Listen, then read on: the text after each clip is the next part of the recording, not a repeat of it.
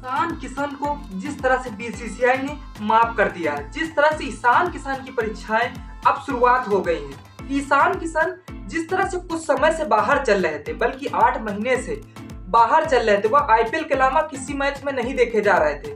लेकिन उन्होंने जिस तरह से उनका मौका अगर जिस तरह से इस रणजी ट्रॉफी में बनता है, तो शायद वह आने वाले परफॉर्मेंस में जिस तरह से इंडिया वर्सेस ऑस्ट्रेलिया के मैचों में देखने को मिलेंगे। जिस तरह से हम बात कर लेते, अगर ऋषभ पंत परफॉर्मेंस तो बहुत अच्छा कर रहे हैं, लेकिन यही परफॉर्मेंस अगर बरकरार रहा तो अच्छी बात है।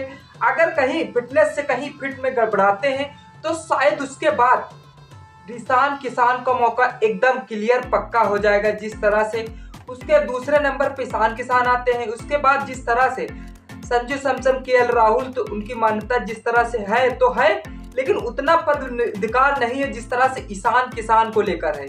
ईशान किशन जिस तरह से जाने माने विकेट कीपर है, वर्ल्ड कप में विकेट कीपिंग की थी।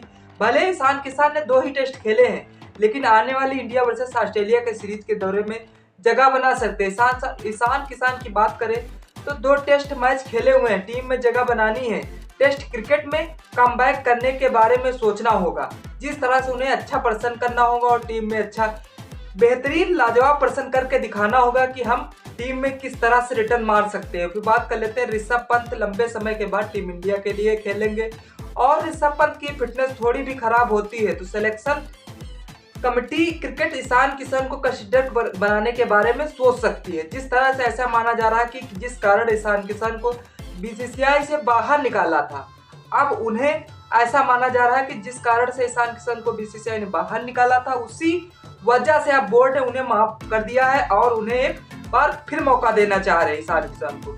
जिस तरह से उन्होंने सारी गलती की है, सारी माफ कर दी गई थी, बल्कि जिस तरह से ईशान किशन के बारे में जिस तरह से बीसीसीआई के पालन न करना, यह ईशान किशन के लिए सबसे बड़ी गलती होती है। जिस तरह से बीसीसीआई ने उन्हें सिखा दिया कि ईशान किशन अब दोबारा ऐसी गलती नहीं होनी चाहिए।